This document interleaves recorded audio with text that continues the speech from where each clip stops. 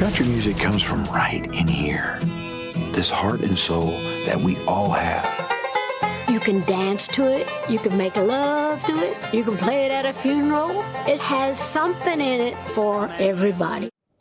Let's say something here. When a final accounting is made of the age we're living in now, there will hopefully be a large section devoted to the thanks of a grateful but distracted nation. Thanks to those who have contributed to our culture, like writers and composers and soldiers and astronauts, like country music musicians, and like the filmmaker Ken Burns. He has given us so much, reflecting ourselves back to us, our Civil War, our Vietnam War, our national parks, our national pastime, and now our highly decorated national filmmaker gives us country music. 16 hours of it airing on PBS. We are so thrilled to have Ken Burns here with us. Thank you for coming. Thank you, my friend. Thank you. How on earth, is there a whiteboard in your studio that we need to see, like a beautiful mind? Are there Post-its? How do you take something this vast, any of the topics you've handled, and organize them into pieces? Well, most of the credit goes to my longtime producing partner and writer, Dayton Duncan, who wrestled the larger intertwining of this sort of Russian novel of a story into the 8 episodes. And our co-producer, Julie Dunphy, who set off the team that was finding the photographs and finding the footage and finding and conducting the interviews.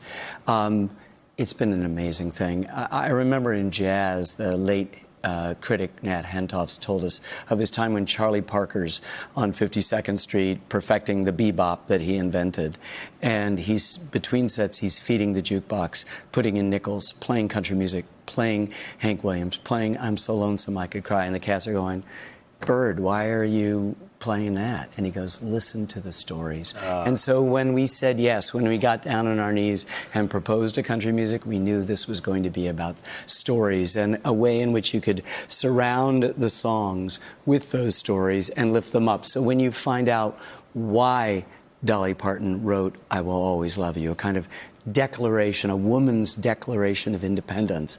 We all remember Whitney Houston's version. It raises the hair on the back of our neck still. But when you hear the story of why Dolly wrote it, then Dolly's version, taking nothing away from Whitney, goes up to that level. The Carter family early recordings, is it the equivalent of having the Federalist Papers on tape? It's exactly that. And maybe with Jimmy Rogers offering some of the opposing views. So the Carter family, Mother Maybell's the original American lead guitarist. Sarah Carter has the original voice of country, the sort of keening things that Rosanne Cash says comes from the bedrock foundation of us. A.P. Carter's out collecting those songs with an African-American song collector named Leslie Riddle, who brings a song from the African-American church, When the World's on Fire. They drop the lyrics, take the same melody, and do Little Darlin' Pal of Mine, one of their big hits. Woody Guthrie takes the thing, drops the lyric, keeps the tune, and does This Land Is Your Land. I mean, you can't make any of this stuff up. And I guarantee, Brian, when Hollywood hears the Merle Haggard story, there will be a biopic in the works, because this guy escapes from juvenile detention 17 times. He's in San Quentin, has a chance to escape, doesn't. The guy who escapes murders a cop, he comes back, gets executed. He hears Johnny Cash play, and he becomes Merle Haggard, the poet of the common man, whom Emmylou Harris says, if you want to know about country music, get a Merle Haggard album, any Merle Haggard album, put it on a track, any track, and you will learn what country music is. Your playlist, which is available on the interwebs to the folks watching tonight, is so extraordinary. Tumbling Tumbleweeds. By the way, I meant to tell you, Michael Nesmith has an excellent remake of that song, worth a listen.